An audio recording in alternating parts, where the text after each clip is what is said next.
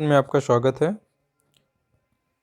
हम नाउन पर आधारित एग्जाम में पूछे जाने वाले क्वेश्चंस की प्रैक्टिस कर रहे हैं, जहां पे हमने एक्सरसाइज 1 जो कि 50 क्वेश्चन का था उसे देख लिया है। फिर हम एक्सरसाइज 2 में देख रहे हैं जो कि नो इम्प्रूवमेंट पर आधारित क्वेश्चंस आते हैं। इसकी बात कर रहे हैं हम, जहाँ पे हमने अभी तक 15 क्वेश्चन देख लिए पहले पार्ट में, दूसरा पार्ट हम देख रहे हैं। तो 16 नंबर का क्वेश्चन हमारा जो है, इसमें हम बात कर रहे हैं कि पहले हमें नाउन पहचानना होता है। तो पहले हम सेंटेंस की अगर बात करें, अगर सेंटेंस में एक ही क्लॉज है तो हम क्या है, उसको हम पहले सब्जेक्ट और प्रेडिकेट के आधार पे बांट लेते हैं। यानी ये हमारा प्रेडिकेट का पार्ट है और ये सब्जेक्ट का पार्ट है। सब्जेक्ट के पार्ट में हमारा जो सबसे इम्पॉर्टेंट जो चीज़ है वो है एक नाउन, जिसे हम सब्जेक्ट वर्ड कहते हैं। यहाँ पे हमारा सब्जेक्ट वर्ड एक नाउन है, टॉयस, जो कि प्लूरल दिख रहा है। इसी के अनुसार हमारी वर्ब होनी चाहिए, आर है, ठीक है। हम देख रहे हैं यहाँ पे, अगर हम देखें प्रेडिकेट पार्ट में, तो वर्ब के अलावा जो है ये पैसिव वॉइस में है, तो हमारा आर जो है हेल्पिंग वर्ब हो गया, ये मेन वर्ब हो गया। उसके बाद एक प्रीपोजिशन हमारा लगा हुआ है। प्रीपोजिशन लगने के बाद एक नाउन का आना अति आवश्यक होता है। तो हम देख रहे हैं यहाँ पे एक नाउन आया हुआ है हमारा रबर, जो कि क्या है, एक अनकाउंटेबल नाउन है, क्योंकि ये एक मटेरियल नाउन है। यदि किसी नाउन से, यदि किसी भी वस्तु या किसी भी चीज़ से जिससे किसी अन्य वस्तु का निर्माण किया जा सकता है, उसके नाम को मटेरियल नाउन कहते हैं। और मटेरियल नाउन हमारा अनकाउंटेबल होता है, और अनकाउंटेबल नाउन हमेशा सिंगुलर रहता है। तो ये हमारा कैसा, सिंगुलर ही रहेगा हमेशा। इसके पहले नाउन के बारे में कोई जानकारी देने के लिए जो वर्ड आता है उसे हम एडजेक्टिव कहते हैं। यानी हार्मलेस क्या है, हमारा एडजेक्टिव है, जो रबर के बारे में बता रहा है। जो रबर है वो हार्मलेस है, यानी नुकसान ना पहुंचाने वाली है। तो हम देखेंगे इस तरीके से कहा जा रहा है कि जो खिलौने हैं वो बनाए जाते हैं हार्मलेस रबर से। तो ये एकदम सही है। रबर, देखिए हार्म, ये एडजेक्टिव है, तो एडजेक्टिव का प्लूरल तो हम बनाते नहीं हैं, तो ये इसमें हार्मलेस है, ये गलत है। ऐसे ये हार्मलेस रबर्स है, यहाँ देखिए ये रबर तो ठीक था, रबर्स हो गया है। अनकाउंटेबल नाउन का प्लूरल नहीं करते हैं हम। इसमें क्या है, हार्मलेस रबर, एक ऑप्शन हमारे पास है हार्मलेस रबर। वैसे ये ऑप्शन जो है इसे हम मान लेते हैं कि यहाँ यस था, यानी ये भी आर का नहीं होना चाहिए, क्योंकि हमारा जो सेंटेंस दिया हुआ है वही सही है। इसका मतलब नो इम्प्रूवमेंट की ज़रूरत है यहाँ पे। अगला सेंटेंस हम देखते हैं। तो अगले सेंटेंस में हमारा once there was a brave king and he used to hunt lions. अब हम यहाँ देखेंगे हमारा एक कंजंक्शन है एंड, और अगर कंजंक्शन एंड है तो हमारे दो क्लाज हैं हमारे पास। एक क्लाज हमारा हो गई यहाँ तक, दूसरी क्लाज हो गई ही से लेकर के टू हंट लायंस तक। हम देखेंगे यहाँ पे जो पहला वर्ड है हमारा, ये है टाइम को बता रहा है, यानी ये एडवर्ब ऑफ टाइम, ये एडवर्ब ऑफ टाइम है, एडवर्ब का कार्य करेगा। और क्या बता रहा है, एडवर्ब ऑफ फ्रीक्वेंसी होगा। जब हम एडवर्ब पढ़ेंगे तो डिटेल में इसके बारे में जानेंगे कि कैसे हम एडवर्ब को कैटेगराइज करते हैं, अलग अलग प्रकार में बांटते हैं। अब हमने कहा था जब वाक्य देयर से शुरू हो, अगर देयर से शुरू होता है तो हमारा सब्जेक्ट बाद में रहता है, उसका वर्ब पहले रहता है। ये प्रेडिकेट का पार्ट हमारा, जिसमें ये क्या है, सब्जेक्ट। देखिए हमारा सब्जेक्ट है किंग यहाँ पे, जो कि कॉमन नाउन है। कॉमन नाउन हमारा काउंटेबल होता है। अगर ये सिंगुलर है तो आर्टिकल ए आना ज़रूरी है, ए या एन, तो ए आया हुआ है। इसके पहले एक एडजेक्टिव हमारा ब्रेव, ब्रेव बहादुर, यानी किंग की क्वालिटी को बता रहा है, यानी बहादुर किंग कहा जा रहा है। यानी कि एक बार कहा जा रहा है, वंस मतलब एक बार जो है, there was a brave king, यानी एक राजा था, हम कहेंगे एक बहादुर राजा था। एंड और ही, राजा के लिए आया है ये ही, यानी ये प्रोनाउन है जो कि किंग के लिए हो रहा है। ही यूज्ड टू, यानी कि वो शिकार करता था। यूज्ड टू हम लगाते हैं पास्ट की हैबिट दिखाने के लिए, तो यूज्ड टू हंट, यानी वो शिकार करता था किसका, लायंस का। अब लायन क्या है, लायन को हम ले सकते हैं भाई, इसमें सभी प्रकार के लायंस आ सकते हैं। तो लायन क्या है, लायन एक कॉमन नाउन है। हमने एक रूल की बात की थी नाउन में, कि अगर कभी किसी कॉमन नाउन का उपयोग किया जाएगा, यानी कॉमन नाउन का उपयोग किया जा रहा है और वहाँ पे शिकार करने का सेंस आ रहा है, जैसे यहाँ क्या है, शिकार करने का सेंस आ रहा है, तो वो जो हमारा कॉमन नाउन होगा वो अनकाउंटेबल की तरह यूज किया जाएगा। यानी अनकाउंटेबल होने का मतलब क्या है कि उसके साथ ना तो आर्टिकल प्रयोग की जाएगी, ना ही उसको प्लूरल में किया जा सकता है, यानी उसे सिंगुलर ही रखना होगा और उसके पहले आर्टिकल भी नहीं प्रयोग कर सकते हम। तो टू हंट तो यहाँ यूज टू एकदम सही है, सब कुछ सही है, नहीं यहाँ लायन होना चाहिए, तो ये हंटेड गलत हो जाएगा क्योंकि प्रीपोजिशन टू के बाद सेकंड फॉर्म प्रयोग नहीं होता, ये गलत हो गया। यहाँ हंटेड लायंस है, ये भी गलत है, हंट लायन होगा यहाँ पे। तो ये वाला रूल हमें ध्यान रखना होगा जब कभी शिकार की बात होगी और वहाँ कॉमन नाउन का उपयोग किया जाएगा। कॉमन नाउन जो हमारा है वो वैसे तो अनकाउंटेबल ना होकर के काउंटेबल नाउन होता है, यानी सिंगुलर और प्लूरल दोनों में आ सकता है। लेकिन अगर शिकार का सेंस लिया जा रहा है तो काउंट हमारा जो कॉमन नाउन है वो अनकाउंटेबल की तरह उपयोग किया जाता है, यानी उसे हमेशा हमें सिंगुलर रखना है और उसके पहले आर्टिकल का भी प्रयोग नहीं करना है। अगला सेंटेंस हम देखते हैं। अगले सेंटेंस हमारा है कंट्रीज आफ्टर कंट्रीज। अब यहाँ से वर्ब की शुरुआत होती है। ये हमारा क्या है, ये हमारा है प्रेडिकेट का पार्ट और ये है सब्जेक्ट का पार्ट। सब्जेक्ट के पार्ट में हम देख रहे हैं 3 वर्ड आए हैं हमारे पास। 3 वर्ड में हम देख रहे हैं 2 वर्ड दो बार दो मतलब जो एक वर्ड है ये 2 बार रिपीट हो गया है। और बीच में क्या है, जो बीच वाला जो हमारा है यहाँ पे, तो ये प्रीपोजिशन है। हमने ऐसे भी एक रूल की बात की है जहाँ पे हमने कहा था कि अगर कोई नाउन 2 बार रिपीट हो जाए और प्रीपोजिशन के साथ में आकर के रिपीट हो जाए तो वो नाउन हमेशा क्या होता है, सिंगुलर में रहेगा, ना कि प्लूरल में। कंट्री आफ्टर कंट्री होगा यहाँ पे और उसके साथ जो वर्ब लगेगी वो सिंगुलर लगेगी, ये जो होगा यहाँ पे। तो यहाँ होना चाहिए country after country is condemning. Condemn मतलब होता है निंदा करना किसी की, तो कंडेमनिंग है निंदा कर रही है, यानी कंट्री मतलब एक कंट्री के बाद दूसरी कंट्री। हम करें एक कंट्री मतलब कंट्री के बाद कंट्री, यानी कि सारी कंट्री कह लें हम, सारी कंट्री क्या कर रही है, वो निंदा कर रही है सीरिया की। किस लिए, जो उसने हजार्डस गैस यूज किया है, यूज करने के लिए उसे निंदा कर रही हैं। तो ये एक प्रीपोजिशन है, तो यहाँ एक नाउन आना चाहिए जो कि हमारा एक नाउन आया हुआ है। और ये देखिए यहाँ पे हमारा जिरंड में जो फॉर के बाद एक वर्ब आई है यूज, यूज में आईएनजी लगा करके इसको यूजिंग कर दिया गया है। अगर ऐसा कभी वर्ब में आईएनजी लगा करके वर्ब का ये जीरंड रूप बनाया जाता है तो जीरंड वाला रूप जो है, वर्ब क्या होता है, वर्ब हमारी किसी भी एक्शन को दर्शाता है। अगर वो किसी घटना के घटित होने को दर्शा रहा है, यानी किसी एक्शन को अगर दर्शा रहा है, अगर हम उसे कंटिन्यू दिखाना चाहते हैं तो हम जीरंड रूप यूज करते हैं।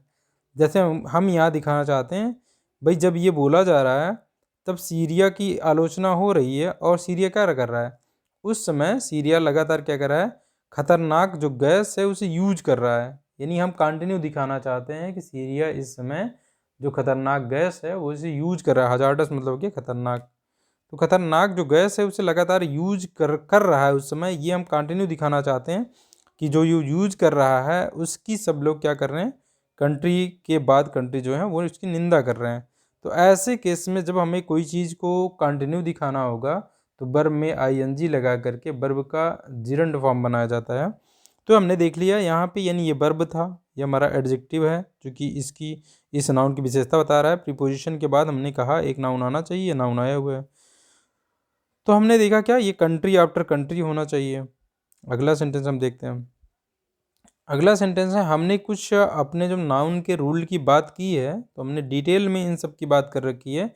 हमने कुछ नाउन को 4 पार्टों में, हमने 4 भागों में डिवाइड करके बता दिया था कि भाई कुछ नाउन ऐसे होते हैं जो जिनका सिंगुलर में एक ही रूप रहता है लेकिन उनका प्लूरल 2 रूपों में बनता है।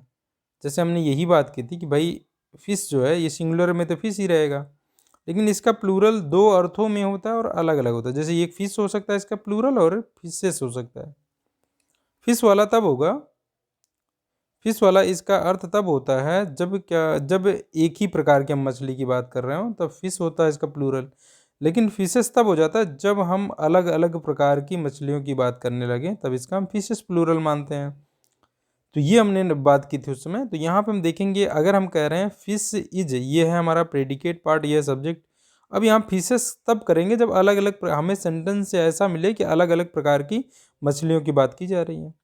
यहाँ तो ऐसा पता नहीं चल रहा है, हम कह रहे हैं मछलियाँ रखी जाती हैं, हम कहना चाहते हैं मछलियाँ जो है वो रखी जाती हैं, इज केप्ट है, रखी जाती हैं किसमें, इन दी एक्वेरियम। एक्वेरियम मतलब है एक नाउन है, ये प्रीपोजिशन है, तो ये एक नाउन है, इसके पहले आर्टिकल लगाया गया है। तो हम देख रहे हैं यहाँ पे एक्वेरियम मतलब जल जीवशाला, जिसमें मतलब एक जल जीवशाला जिसमें जीव को रखा जाता है, वो क्या है, देखिए एक्वेरियम में रखी जाती है, हम कह रहे हैं मछलियाँ। तो अब ये मछलियाँ, इस सेंटेंस से ये नहीं पता चल रहा है कि उसमें जो मछलियाँ रखी जा रही हैं वो अलग अलग रखी जा रही हैं या एक ही प्रकार की रखी जा रही हैं। अगर यहाँ पे अलग अलग प्रकार की मछलियों का आभास नहीं हो रहा है तो हम सामान्यतः ये मानेंगे कि भाई एक ही प्रकार की मछलियाँ हैं। तो हम इन्हें क्या करेंगे, तो एक ही प्रकार का मानते हुए हमें क्या बनाना चाहिए, फिश बनाना चाहिए, यानी फिश और आर लगाना चाहिए, ना कि इज लगाना चाहिए। तो हमारा ये हो जाएगा, यानी fish are kept in the aquarium. अगला हम देखते हैं, अगला सेंटेंस हमारा mean affect our life style. Mean का हमने ये देखा था, मीन ना होकर के मीन्स होता है, यानी ये मीन्स होता है, हमेशा मीन्स प्रयोग होता है। और मीन्स के दो अर्थ होते हैं। एक तो अर्थ होता है मीन्स का कि भाई एक मीन्स हुआ कोई ढंग, तरीका या माध्यम कह लें, ठीक है ना।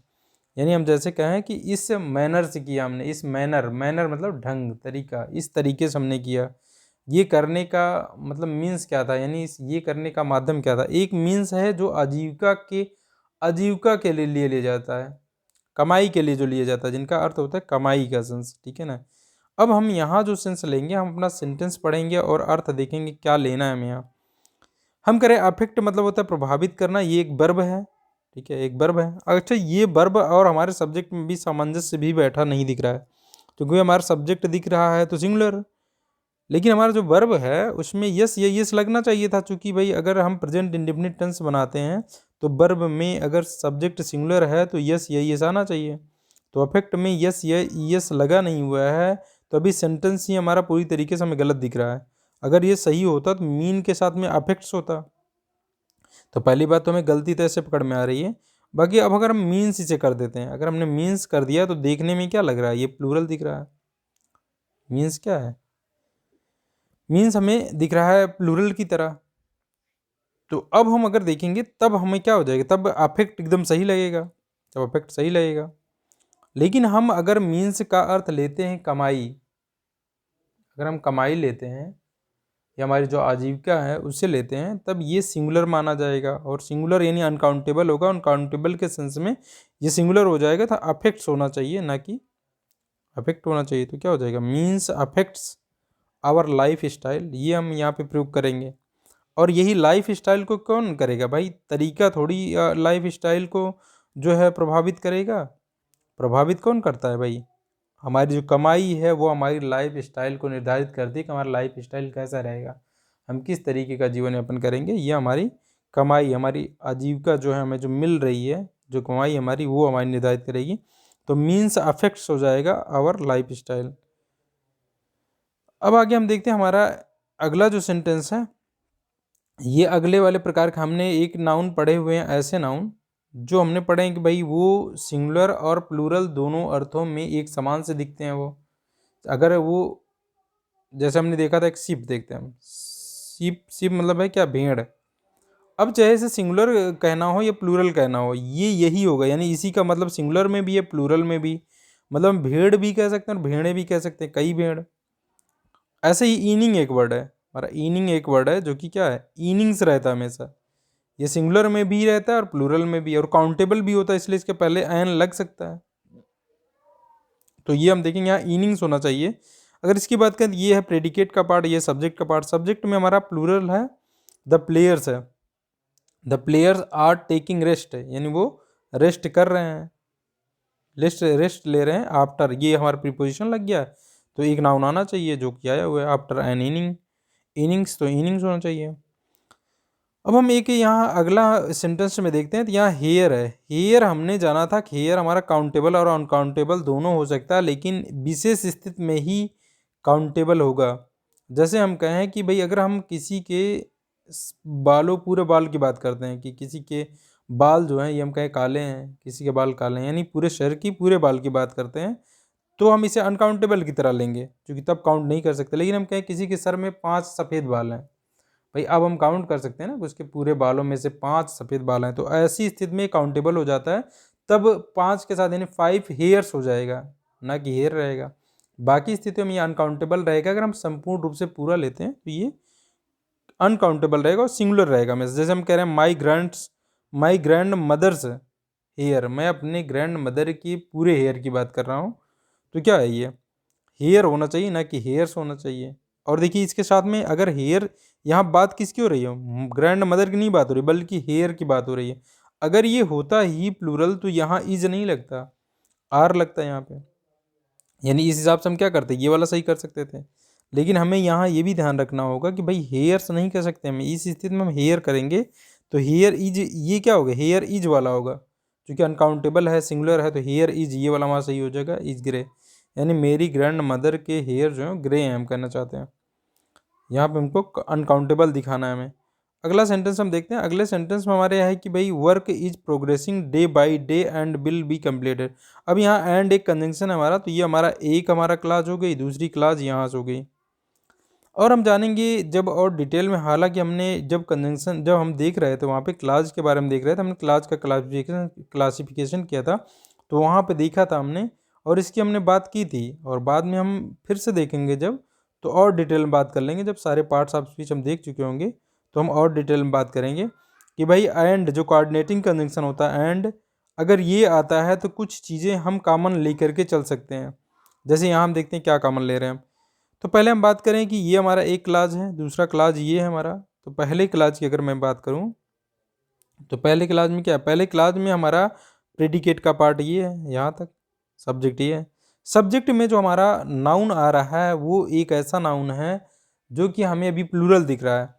अभी इसके हिसाब से वर्ब होनी चाहिए जो कि नहीं है, हमें सामंजस्य बैठता नहीं दिख रहा है, सेंटेंस तो पहले ही गलत दिख रहा है हमें। इस हिसाब से हम अगर लेंगे तुरंत हम ऑप्शन ए को ले सकते हैं कि भाई वर्क्स आर हम कर सकते हैं। लेकिन हमें समझना होगा कि यहाँ वर्क का मीनिंग क्या ली जा रही है, क्योंकि वर्क की मीनिंग जो होती है वो अलग अलग स्थितियों में अलग अलग होती है। वर्क की अगर ये सिंगुलर दिख रहा है तो इसकी मीनिंग हो सकती है, एक स्थिति में अनकाउंटेबल हो सकता है और एक स्थिति में काउंटेबल हो सकता है। अगर हम किसी लेखक की एक रचना की बात करें तो ये काउंटेबल हो जाएगा, तब अवर्क हो जाएगा। कि हम कहें किसी की, जैसे हम कहें गोदान प्रेमचंद की एक रचना है, तब उस सेंस में हम एक वर्ग, हम कहें गोदान इज अ वर्क आप मुंशी प्रेमचंद, ये हम कह सकते हैं। तब हमने इस वर्क का अर्थ लिया है रचना उनकी, एक कृति लिया है। लेकिन अगर हम कहें काम के सेंस में या कार्य के सेंस में अगर लेंगे तो ये अनकाउंटेबल होगा। तब इसके अनकाउंटेबल नाउन के पहले हम आर्टिकल का प्रयोग नहीं करते हैं, ना ही हम उसे प्लूरल बनाते हैं। तो उस स्थिति ना तो प्लूरल होगा, ना ही ये क्या है, ना इसके साथ हम आर्टिकल का प्रयोग कर सकते हैं। यहाँ पे एक होगा तो ये एक हो जाएगा। अगर यहाँ 2 वर्क्स कर दें हम, एक से अधिक कर दें तो वर्क्स भी हो जाएगा क्योंकि काउंटेबल होगा। तो यहाँ हम देखते हैं यहाँ क्या अर्थ लिया जा रहा है। यहाँ लिया जा रहा है वर्क इज प्रोग्रेसिंग, यानी वर्क जो है यानी कार्य, यहाँ हम कार्य अर्थ ले, कार्य जो है वो प्रोग्रेस कर रहा है यानी प्रगति पर है दिन प्रतिदिन।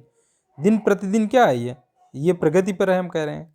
एंड और ये काम की, देखो काम को यहाँ कॉमन ले लिया गया। And work bill be completed very soon, यानी वर्क जो है जल्दी ही खत्म हो जाएगा, बहुत ही जल्दी खत्म हो जाएगा। तो इस तरीके से हम देखेंगे यहाँ वर्क इज होना चाहिए, यानी ये अनकाउंटेबल की तरह ले रहे हैं तो वर्क इज होना चाहिए। Work is progressing day by day and will be completed very soon, ये हम देख लेंगे। अगला सेंटेंस अगर हम देखें तो अगले सेंटेंस में हमारा है word must be kept and completed timely. अब यहाँ पे वर्ड जो है हमारा, वर्ड की बात करें तो वर्ड भी ऐसा सेंटेंस है जिसकी 2 मीनिंग थी। एक वर्ड का मतलब होता है पक्की बात, यानी हमने जो बात कह दी इस बात पे अडिग रहेंगे, वो वाली जो बात हम कहते हैं उसकी बात है वर्ड।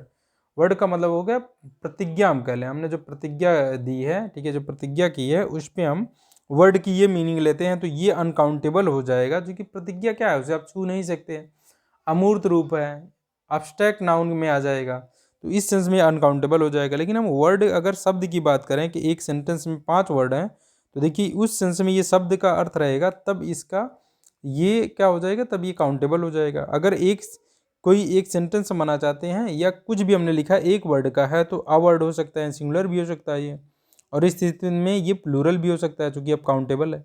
लेकिन अगर हम इसको कहें अगर प्रतिज्ञा के रूप में लें, पक्की बात के रूप में लें, तब क्या होगा, अनकाउंटेबल हो जाए, तब सिंगुलर रहेगा। अब देख लेते हैं हमारे सेंटेंस में क्या अर्थ लिया जा रहा है।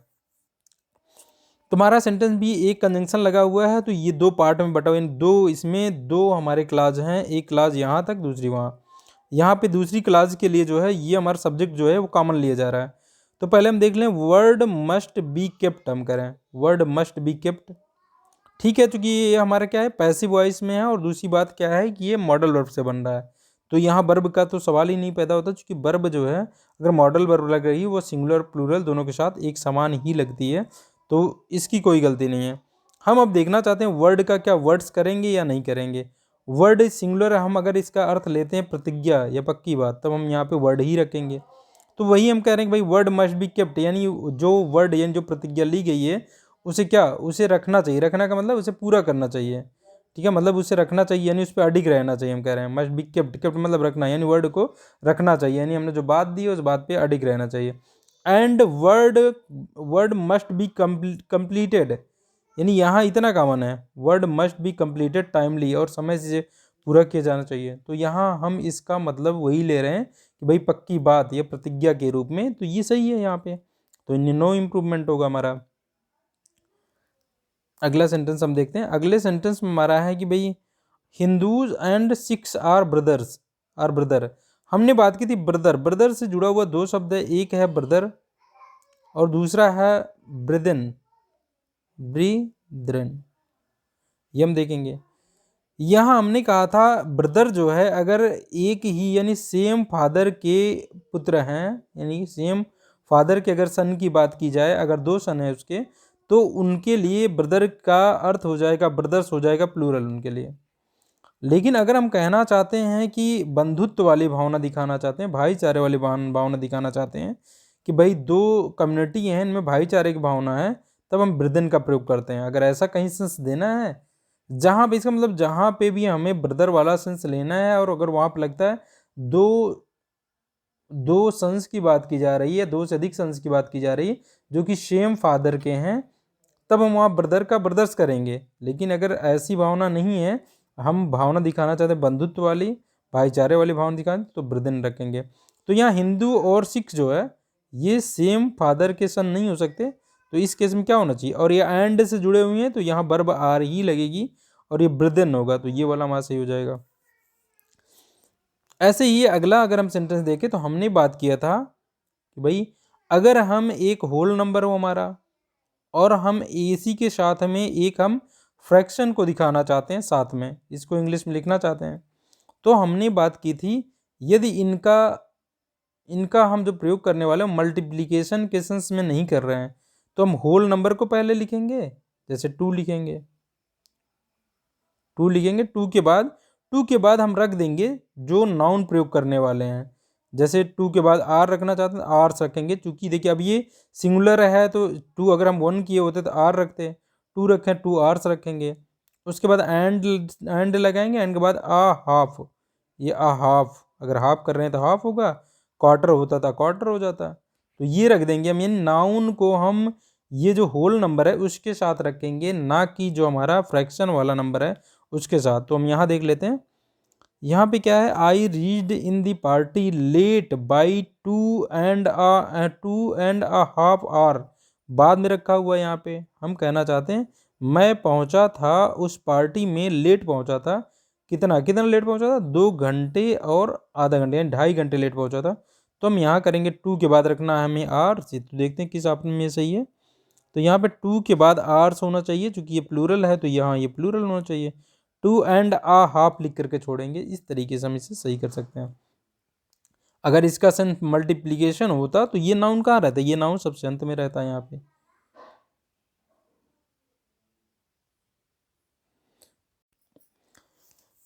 तो अगर इनका अर्थ अगर मल्टीप्लिकेशन का हम लेना है, अगर कहीं पे हम मल्टीप्लिकेशन का सेंस लेना चाहते हैं, तो हमारा नाउन कहाँ चला जाएगा, जो फ्रैक्शन वाला नंबर है उसके बाद चला जाएगा। तो जैसे अगला सेंटेंस ये है, हम इसमें देखते हैं कि इसमें क्या है। इसमें हमारा इन फिक्स्ड डिपॉजिट, हम कह रहे हैं फिक्स्ड डिपॉजिट में योर अमाउंट, अब ये है हमारा, देखिए ये सेंटेंस का क्या है, ये सेंटेंस का सब्जेक्ट हमारा योर अमाउंट, यानी आपका अमाउंट जो है विल ग्रो, वो बढ़ेगा कितना, 2.5 टाइम हम कहना चाहते हैं, मतलब हम कहना चाहते हैं 2.5 गुना, हम यहाँ से ले 2.5 गुना बढ़ेगा इन 10 ईयर्स, 10 सालों में।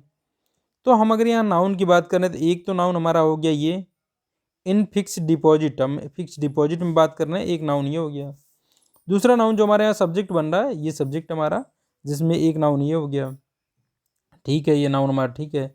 विल ग्रो 2.5 टाइम, एक जो हम यहाँ पे ले रहे हैं, यहाँ पे जो ये मल्टीप्लिकेशन के सेंस में ले रहे हैं, एक नाउन हमारा ये है, एक नाउन हमारा ये प्रीपोजिशन के बाद ये है।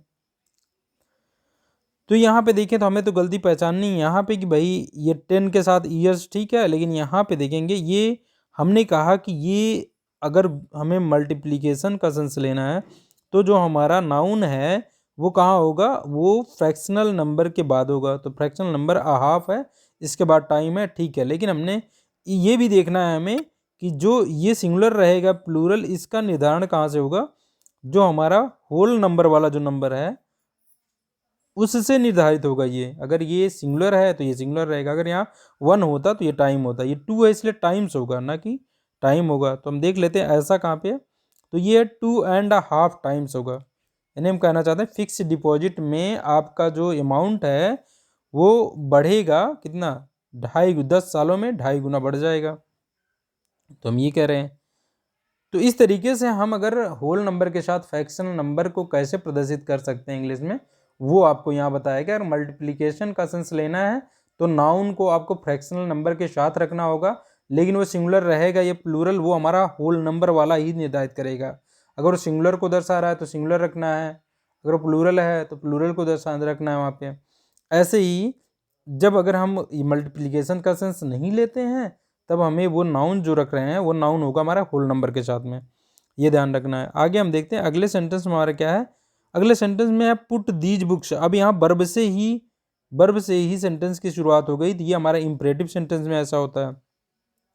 ये हमारा क्या है, ये एडजेक्टिव है, ये हमारा एक नाउन है। पुट दीज बुक्स हम कह रहे हैं, यानी इन बुक्स को रखिए। अब बुक्स हमारा प्लूरल है क्योंकि ये काउंटेबल नाउन है तो ये प्लूरल में रख सकते हैं। इसके बाद एक प्रीपोजिशन आया है, उसके बाद एक नाउन आना है, तो ये नाउन हमारा आया है आर्डर्स।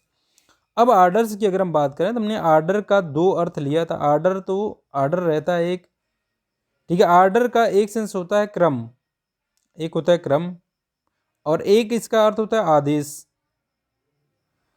आदेश जब होगा, इसका अर्थ जब आदेश होगा तो आदेश वाले सेंस में हम इसे काउंटेबल ले सकते हैं, तब ये आर्डर्स हो जाएगा।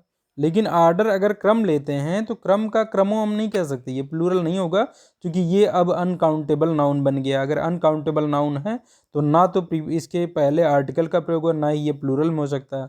तो हम देखते हैं क्या यहाँ क्रम का सेंस बन रहा है, तो देखते हैं put these books in proper order, मतलब उचित क्रम में रखिए, ये बात हो रही। तो क्रम की बात हो रही है, ना कि यहाँ पे आदेश की बात हो रही है। तो यहाँ क्या होगा, बी वाला पार्ट सही होगा, आर्डर होना चाहिए ना कि आर्डर्स होना चाहिए। अगला सेंटेंस हम देखते हैं। अपना अगला सेंटेंस हमारा है there is no grounds behind it. अब हम देखेंगे यहाँ पे, अब देयर से वाक्य की शुरुआत हुई है तो हमारा जो सब्जेक्ट है वो बाद में रहेगा, पहले हमारा क्या होगा, उसी के अनुसार जो वर्ब होगी वो पहले रहेगी। तो हमारा देख रहे हैं हम सब, ये हमारा नाउन है, नाउन के पहले ये एडजेक्टिव ले सकते हैं हम। नो क्या एडजेक्टिव है, एडजेक्टिव अगर एडजेक्टिव या हम कह लें नो ग्राउंड एडजेक्टिव है तो हम अगर देखें तो ये प्लूरल दिख रहा है और ये सिंगुलर दिख रहा है, पहले ही सामंजस्य नहीं है। अब हम पहले अर्थ निकालने की कोशिश करते हैं, इसका अर्थ क्या है, क्योंकि ग्राउंड के हमारे 2 अर्थ हैं, सिंगुलर में ही 2 अर्थ हैं इसके, ग्राउंड के सिंगुलर में ही 2 अर्थ हैं। एक ग्राउंड का मतलब है अर्थ यानी पृथ्वी, एक ग्राउंड का अर्थ है रीजन। पृथ्वी के अर्थ में हम इसे क्या मान सकते हैं, इसे हम अनकाउंटेबल मान सकते हैं, भाई पृथ्वी एक ही पृथ्वी होगी। लेकिन अगर हम रीजन के सेंस में लें तो रीजन के एक कारण, एक से अधिक कारण के सेंस में ये क्या होगा, इसका प्लूरल बन सकता है। यानी ग्राउंड अगर ग्राउंड्स हो गया तो कई रीजन हो गए, तो कई कारण हो गए, तब प्लूरल हो सकता है। तो हम देख लेते हैं यहाँ पे क्या हम कौन सा सेंस यहाँ पे ले रहे हैं, देखते हैं। यहाँ पे हम सेंस लें देयर इज नो ग्राउंड्स, यानी हम कहना चाहते हैं, अगर मैं सिंगुलर से दिखाना चाहता हूँ और बिहाइंड इट, इट जो बता रहा है, इट केवल एक ही सिंगुलर को बता रहा है। इसका मतलब सिंगुलर, किसी एक सिंगुलर चीज को बताया जा रहा है कि इस चीज के होने के पीछे ये कारण नहीं है, हम ये सेंस लेना चाहते हैं, ठीक है ना, ये कारण नहीं है। तो सिंगुलर है इसलिए यहाँ पे हम एक ही चीज को दर्शाना चाहते हैं, इज ही होगा, आर नहीं होगा। जैसे हम कहते हैं कि अगर हम कहें कई चीज़ों को बताएं, इन चीज़ों के पीछे ये कारण नहीं है, तब ये अगर प्लूरल को यहाँ दर्शा रहा होता तब क्या करते हम यहाँ आर का प्रयोग करते और ये ग्राउंड्स करते। भाई तब हम रीजन्स वाला सेंस लेते यानी प्लूरल लेते उसका, लेकिन यहाँ ये हमें बता रहा है कि भाई सिंगुलर लेना है हमें, तो इज लिया हमने तो यहाँ ग्राउंड होना चाहिए। और सेंस क्या लेना है, रीजन वाला यानी कारण वाला। हम कह रहे हैं इसके पीछे कोई कारण नहीं है, हम ये सेंस देना चाहते हैं, तो हमारा क्या हो जाएगा, देयर इज नो ग्राउंड, सही हो जाएगा। तो इस तरीके से हमने अभी तक दो फॉर्मेट के माध्यम से देख लिया है कि भाई नाउन पे आधारित क्या क्या क्वेश्चन एग्जाम में और किस प्रकार से पूछे जाते हैं, ये हमने देख लिए हैं। अब हम जो है एक और फॉर्मेट हमारा जिसमें फिल इन दी ब्लैंक्स करके पूछा जाता है, प्रॉब्लम दिए जाते हैं, वो हम देख लेंगे अपने अगले पार्ट में। तो आज यहीं तक रखते हैं।